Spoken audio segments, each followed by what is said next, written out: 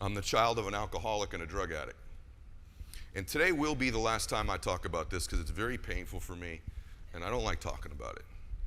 And I do it to serve people, but I'm not really enjoying it when I do it. My dad was an alcoholic till I was 15. I'm so strongly believe that people can change their life because I watched my hero do it. I watched my hero change from living terribly as a father and a husband and a person into the last 35 years of his life being the best man I've ever met. So when I say I believe people can change, I say that from experience. I watched my hero do it. But growing up, I want you to imagine this. I'm 5 years old. I have 3 little sisters. And I had to figure out real quick when my dad got home, every day by the time I was 5, which guy was walking through that front door. And I would get next to the front door as a little boy, 5 years old, and I would watch my old man walk through that door. And I could see his tonality. I could read his face. I could smell his tie tied right. Is his hair a little disheveled? How's he walking? At 5 years old. And if he was drinking, I'd say, Mimi, get the sisters upstairs. Mom will go take a shower. And I would leave myself alone with this man downstairs.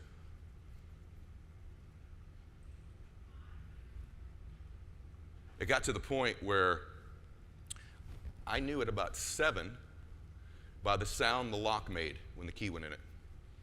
I'd hear his car drive up, and I would walk up to that front door, and I would listen to the sound the key made.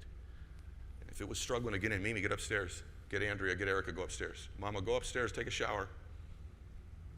I knew by the sound. And then if he was drinking, I'd have to change him with the way I communicated. And I would grab his hand. Daddy, how's your day? I got a 93 on my spelling test. I hit a home run at baseball practice. You did? Yeah. Did anything go good? Well, I had one good meeting. And I would be able to move him with my words away from the liquor cabinet. And if I could get him over on the couch, we could sit there and I would just talk into him and change him. If you can survive the temporary, you meet another version of yourself. Little did I know as a 5, 6, 7-year-old little boy that on the other side of that horrific pain that I wish on no child, God was giving me the skills I would use to reach millions and millions of people to change their life. Yeah. And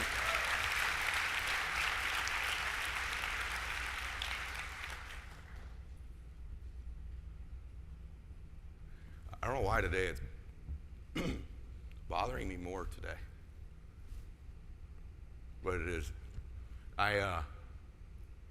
Something occurred to me I wrote a book called The Power of One More. It's the #1 book in the world for 2 months, which is kind of crazy right now. And if you haven't gotten it, go get it. Forbes said it's the modern day Think and Grow Rich. But what I did in the book, I wrote the book. And then when I was done, I woke up one night. I met my wife in kindergarten, by the way. It's another reason I'm not in prison. And she grew up down the street from me. I woke up. I've only cried maybe like 3 times that she's ever seen.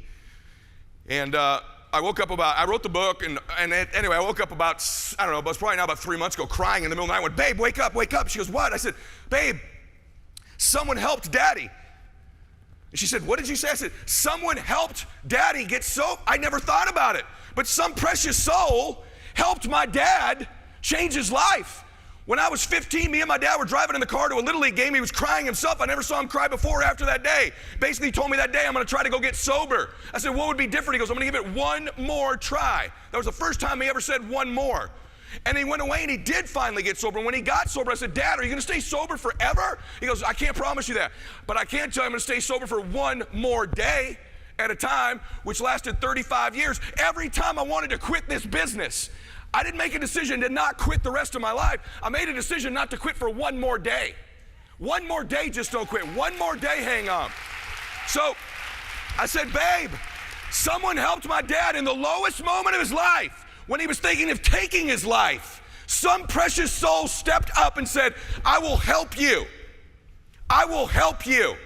And here's the thing, babe, isn't that amazing? And that person didn't know it in that bar or wherever my dad was. They didn't know in that moment that man was going to have a son reach millions of people, be one of the most influential men in the world. They had no idea that one move, that one ripple changed millions of lives. And that's not the most miraculous thing. The most miraculous thing is what qualified that person to help my dad. See, you come in here with stuff. You don't know about my divorce, man. Hey, you don't know about how broke I've been or am. You don't know I've been average all my damn life.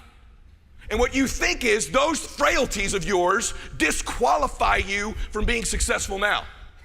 But the truth is, those are the very things qualifying you to help somebody. Here's why. You are most qualified and equipped to help the person you used to be. You ought to write that down.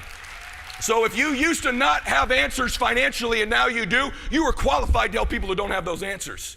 If you used to struggle with self-confidence or hope or belief, you are now most qualified to help people who need that don't have it. This person's qualifications were real simple. They were a drug addict themselves.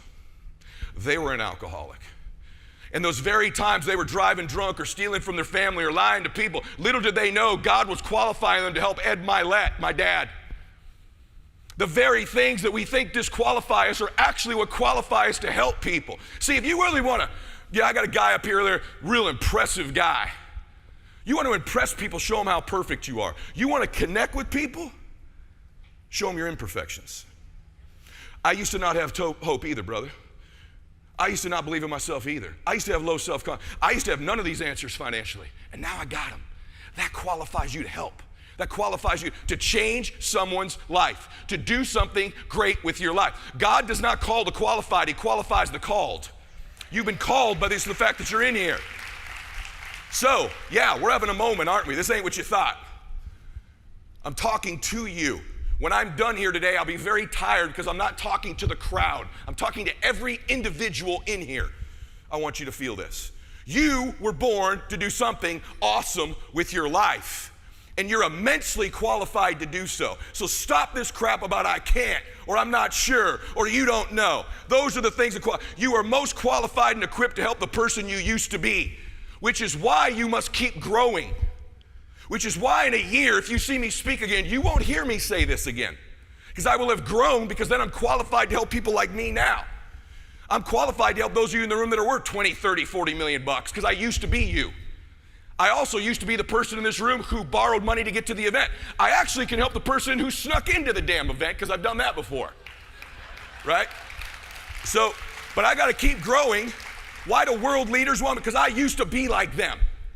But if you keep growing, there's another version. Everything in your life is happening for you and not to you based on what I just described. I don't know if I was the first person to say that. There's a big argument about who it was. Doesn't matter, it's true. So you fast forward from that little dude at the front door, not to brag, but I just want you to know it's possible. I built a bunch of different businesses. I've recruited tons of people. I don't know, I've got to be one of the highest, if not the highest paid person in the history of the insurance business. One of them, for sure. I built tech businesses, chocolate businesses, food businesses, you name it, fitness businesses. And I'm going to tell you how I did it in a minute. You're qualified to do it. If a dude like me with low intellect, and I don't mean this to minimize me, I'm not stupid, I'm just not particularly bright. I wasn't a great student. I'm not, one of the other guys just thought you were any taller. What about all these thought you'd be's, right? Like, I bring what I got. But what I got is I care. What I got is experience. What I got is a heart to serve. What I got is I want to make a difference. When my dad got sober, he got me a job. I was unemployed. I had played college baseball. I got my degree. I was living at my mom and dad's house. My dad came back from the first AA meeting, said, I got you a job tomorrow. Turns out, guys, it was at an orphanage. McKinley Home for Boys in San Dimas, California. I walked in. All my boys were 8, 9, and 10 years old. Their parents were dead, incarcerated, or had molested them. I didn't have kids of my own. I'm not a psychologist. I was not qualified to be there. Wait a minute, maybe I was. See, I know what it's like to grow up with dysfunction, don't I? Maybe I can help these little boys that I used to be. Maybe I can help them. And it changed my life. You know all my boys wanted? Each of these precious little boys? Let me tell you what they wanted. You should write this down in order. They wanted somebody to love them. They wanted somebody to care about them. Let me give you a big one if you're a leader. Believe in them. If I asked you who's ever believed in you in your life, that looked at you a certain way, you just knew they believed in you. You thought about it more than about 5 seconds, you'd start crying. It's your grandma, your grandfather, your mom, your dad, a coach, a pastor. I pray you've at least had one. If you haven't, I apply for the position. I believe in humans.